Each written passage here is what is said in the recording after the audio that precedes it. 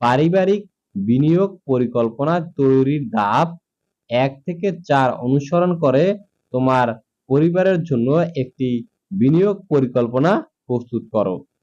পরিবারের সদস্যদের সহায়তা নিয়ে পারিবারিক বিনিয়োগ ব্যবস্থাপনার কাজটি যথাযথভাবে সম্পন্ন করো। এখন দেখো, পারিবারিক বিনিয়োগের যে পরিকল্পনা আমরা ১ থেকে ৪ যে ধাপগুলো অনুসরণ করছি, এর আলোকে মূলত এখানে যে পরিবারের জন্য একটা বিনিয়োগের তোমার পরিকল্পনা প্রস্তুত করতে বলছে।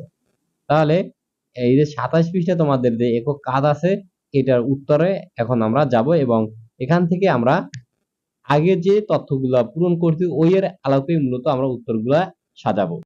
তাহলে আমরা এভাবে সাজাবো যে নিম্নে পারিবারিক বিনিয়োগ পরিকল্পনা তৈরির ধাপ ১ থেকে ৪ অনুসরণ করে আমার পরিবারের জন্য একটি